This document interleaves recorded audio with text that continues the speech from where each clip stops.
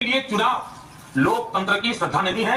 चुनाव सत्ता प्राप्त करने का जरिया है। उनकी श्रद्धा लोकतंत्र में, मतदाता में, संविधान में, भारत के रूल्स एंड रेगुलेशन में नहीं है।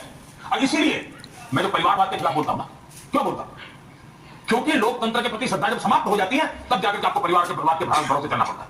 और ये सारे लोग, कोई मुझे कहे, कोई किसी कॉन्फ्रेंस में जाकर कहे कि मैं मेरा बेटा आपको सुपुर्द कर रहा हूं, ये कौन सा लोकतंत्र है जी? ये कौन सा लोकतंत्र है? जनता जनार्दन तय करती है जी, वो पापा की कंस्टेंसी है। सवाल वही है। उदाहरण तो दिखा रहे हैं, दादी से शुरू होता है। अरे हम कहिए कि मोदी के लिए हम ऊपर खाना हम ये करना उनकी घर के वोट काहे के मेरी हमें खाएगा देना, पैसा देना। सच्चो पता झूठ है। हमारा बना दिया, अच्छा छोटा ने हमारे बना दिए, 500 रुपए चिप चढ़ाना हमारे। वो क्या भाई, माता मोदी रहेगा जब तक मेरी जिंदगी। अभी सरकार तो आई नहीं, सरकार आई। एक तो मैं माताओं का बहुत आभारी हूं कि वो ऐसा खुल करके आशीर्वाद दे रही है। लेकिन मीडिया जगत के लोग जरा एनालिसिस करें कि बड़े बड़े नेता भी इतनी बारीकी से इस प्रश्न नहीं बोलते जितना एक अनुभव किया हुआ व्यक्ति बोल रहा है।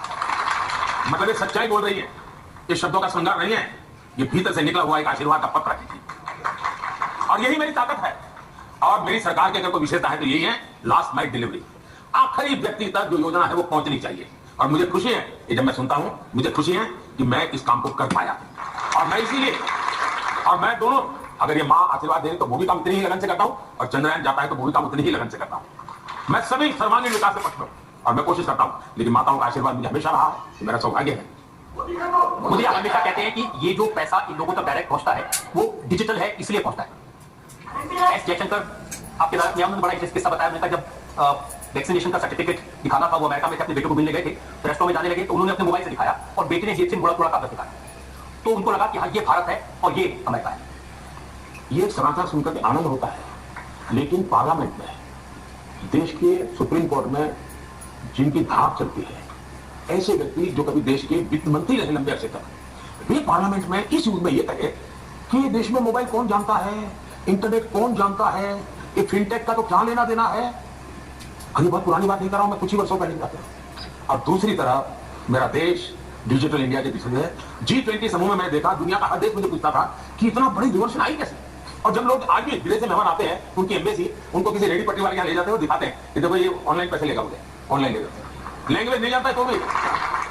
और इसलिए हमारे देश में डायरेक्ट बेनिफिट ट्रांसफर, कोविड के समय दुनिया के कई देशों ने, समृद्ध देशों ने अपने नागरिकों को पैसे देने की योजना बनाई, लेकिन दे नहीं पाई, उनके पास मैकेनिज्म ही नहीं था। आज मैं जब किसान सम्मान निधि देता हूं ना 2000 रुपए साल में 3 बार, मुझे 30 सेकंड लगता है 11 करोड़ के खाते में पैसा जमा, 30 सेकंड। हमने, मेरे लिए टेक्नोलॉजी, जैसे मैं भ्रष्टाचार के खिलाफ लड़ाई लड़ता हूं, तो एक तो ये जो एजेंसियां वो अपना काम करती है, लेकिन मैं भी टेक्नोलॉजी के माध्यम से ट्रांसपेरेंसी लाने का काम करता हूं। डायरेक्ट बेनिफिट ट्रांसफर हमने करीब 38 lakh crore direct benefit transfer किया है 10 साल में।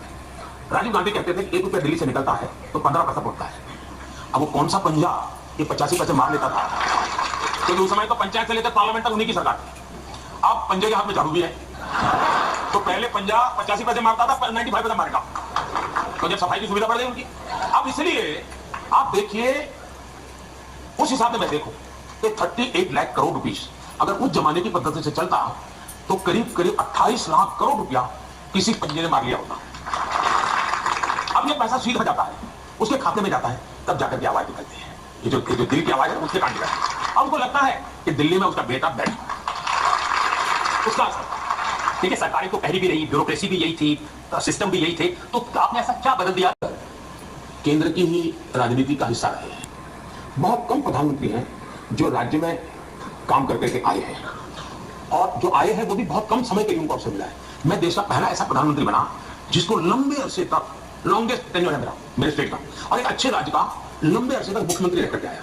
और वो भी एक ऐसा मुख्यमंत्री जो काम करने वाला मुख्यमंत्री, यानी पहले खाली देखने वाला नहीं, बदलाव की विजन के साथ काम करने वाला। तो मेरे पास वो अनुभव है। तो एक तो अनुभव तो मैंने छोटा सा काम किया, मैं शायद पहली बार मीडिया के सामने बात बताता हूं। मैं जब थोड़ा लंबा समय जाएगा तो जी बिल्कुल आपके दर्शक बाद में तंग आ जाएंगे। नहीं ये तो देखिए आप मैं दो अनुभव सुनाना चाहता हूं, इससे आपको पता चले कि काम कैसे होता है और कैसे करना चाहिए। मैं अचानक मुझे मुख्यमंत्री बनना पड़ा था 7 अक्टूबर को 2001 को। मैं कभी एमएलए नहीं बना, मैंने कभी पुलिस थाना नहीं देखा था, मुझे कुछ ये सरकार वर्कार कुछ समझ ही नहीं थी। मुझे फैक्ट ऑफ माय लाइफ, अचानक मुख्यमंत्री बना तो भूकंप था वहां, तो भूकंप के कुछ महीनों के बाद मुझे काम मिला।